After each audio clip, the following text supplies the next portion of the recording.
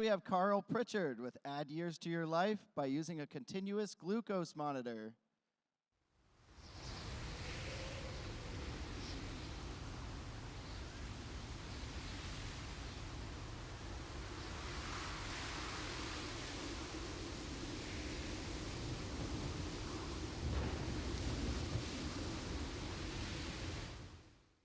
All right. Thank you, Jen. Thank you for introducing me, and thanks to NX for sponsoring this year's Lightning Talks. My name is Carl Pritchard.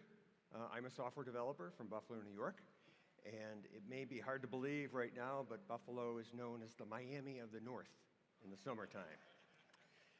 So type 2 diabetes is a serious disease. It leads to other serious diseases and a shorter lifespan.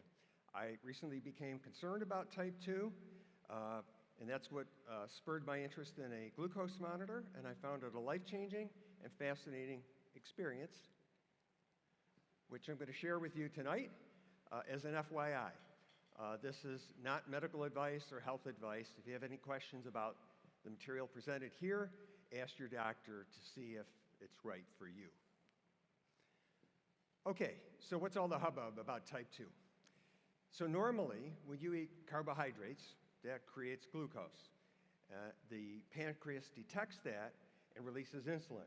Insulin tells your cells to let in the glucose to produce energy. Over time, you can get something called insulin resistance, and that process doesn't work so well anymore, and it causes the pancreas to pump out more and more glucose. Eventually, it can't keep up, and now your more and more insulin, and your blood glucose levels start to rise, and that's when you get a diagnosis of type 2. Well, one thing I learned is that most people are diagnosed when the disease is well advanced. It's like as if we're looking for incoming asteroids when they're about to hit the Earth's atmosphere. So there are two ways to earlier diagnose whether type 2 is coming for you. So the first way are lab tests. And typically, a type 2 diagnosis looks at your glucose levels.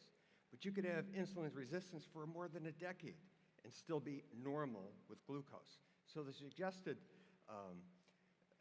lab test to get is a fasting insulin test. And there's other tests as well. The second way is a glucose monitor, which is now available without a prescription. I use the Stella monitor. You order it from the website, download the app, attach the device, pair it, and after about a day or so, you'll get some good readings. So I was thrilled to see my readings were in the target range, and one of the first things I did was not eat anything after dinner.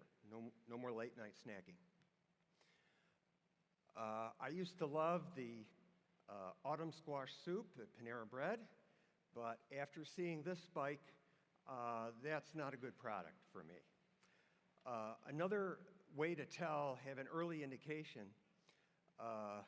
that diabetes is on its way is if you get a spike and it stays up for hours before it goes down, that's something that you should not ignore, have it checked out. Normally that spike should go up and down, and the glucose should clear at about 60 minutes. Everybody says we got to reduce stress.